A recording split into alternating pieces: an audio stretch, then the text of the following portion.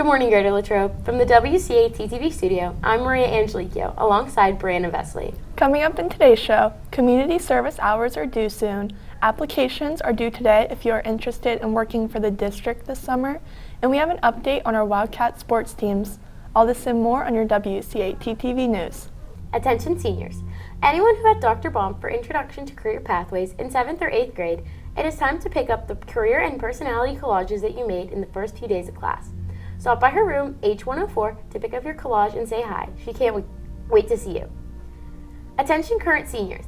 Submit your community service hours for this current school year with a chance to win $200 from the Challenge Program. If you would like a chance to win this award, please complete the form that was emailed to you by Tuesday, May 7th. If you have any questions, please contact Mrs. Yetter. The Exploring Hispanic Foods classes are hosting their annual Food Truck Fiesta event on May 8th in the CSC during lunch and GL time. Join us for food from 12 Spanish-speaking countries. Tickets for food will be available for purchase at the door. Contact Mrs. Donahue with any questions. Let's get a check on the weather. We go to Zoe Favada for your 3-day forecast.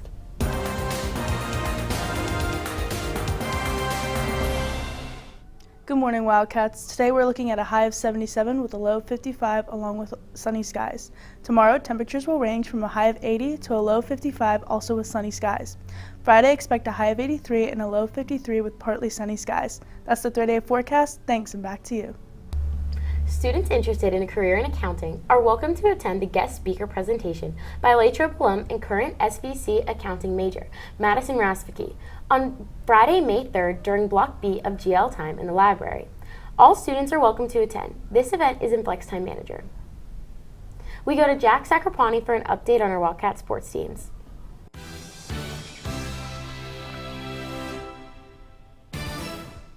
Good morning, Wildcats. Last night, the girls lacrosse team fell to Hempfield 5-4. Also last night, the softball team defeated Kiski 7-4. Lastly, the boys volleyball team fell to Derry in 3 sets. Today, the softball team has the GCC at 4. At 6:30, the JV baseball team takes on Albert Gallatin at 7. At 7, the baseball team takes on Bell Vernon on the road. The boys lacrosse team plays at home at 7 o'clock against Cannon Mac. Lastly, the girls lacrosse team heads to Penn Trafford to take on the Warriors at 7:30. Lacrosse is a sport that requires many players and great coaching. The boys lacrosse team finally reached those 2 goals this season. Here is reporter Brogan Murphy with the details. Lacrosse is a sport that requires lots of running. This year, the team finally received the numbers that they like to see. The team has reached incredible numbers with 37 players on the team. The numbers also vary between each grade. The Rising Stars have a great impact on the future for this team. A lot of good things this year. We have 10 seniors on the team, so we have a good bit of experience. We have a lot of athletes coming from different sports such as hockey, soccer, baseball. So I expect us. I think this is a playoff team. I think that we're going to have a good season. We have a lot of talent. We've got some new coaching this year, so I'm excited about the season. One thing was missing from the team: a coach that had high-level coaching experience. This year, the team found one. Building the youth programs is something that when I started coaching that was really important to me. And this year we have a transplant from Bucknell University. Joe Connor. Joe coached at Bucknell University and Dartmouth University. He's now running our youth program. So our hope there is that as the kids come up, they're learning from him. So whenever they get to this level, they already have a certain set of skills, or they've been taught or coached a certain way, so that we're already at a certain point and we can get to maybe a little bit more of advanced lacrosse as opposed to coaching kids how to throw and catch. So I'm excited about that. Joe's a good guy. He's also coaching at St. Vincent. He has a lot of experience, and I'm looking for his experience to bring a lot to this program. In addition to the new coach, the senior leadership is evident on the team. So as a senior, my role is just to get the boys focused for all the games, get them hyped for practice, get them hyped on the sidelines when we do good stuff, and just to get the boys pumped up. With all new additions to the team, the boys want to make a deep run in the playoffs. So personal goal this year, honestly, a personal goal and the team goal is just to make playoffs. I think we can go a long way, and it starts here, and it starts with every single game, getting reps in and just going all out.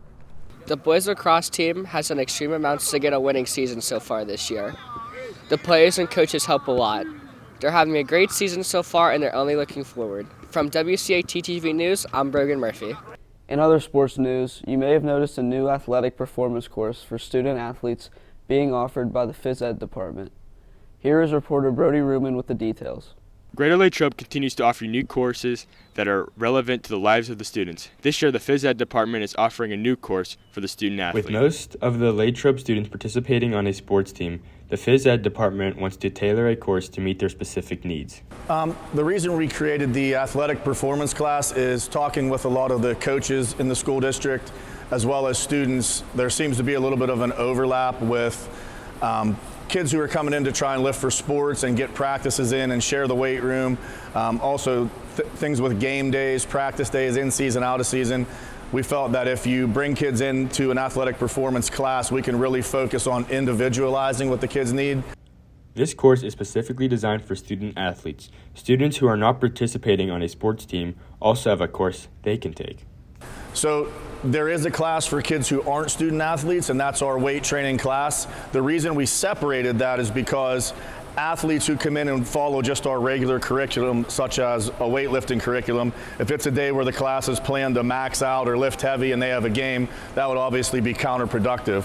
So we base the athletic performance class around kids' game schedules, practice schedules, to make sure we're not doing anything that would hinder their performance, whereas a regular student who's not involved in a sport, who wouldn't be impacted by the workout we do, we have the same class, but in a more set setting where things are paced and done on a set timeline. So the student who's not an athlete can take that same course, but the times are set a little bit differently and it is a separate class. The timing of the course is also important, and the content will depend on whether the athlete is or not in season. So the big thing that we try to do with this class is anyone who plays a sport, whether you're in season or out of season, you want to take that class all year. And the reason is, let's say you play football. In the fall, when you come in for the class, since you're in season, we would work on assisted stretching, mobility, recovery, speed and agility, things that you're going to want to have within your season. Then when your season ends, we would switch that focus and take you into a power, strength, explosiveness phase. So if you are an athlete, you want to take this class and take it year round. The other main thing with the class is we do full nutritional guidance.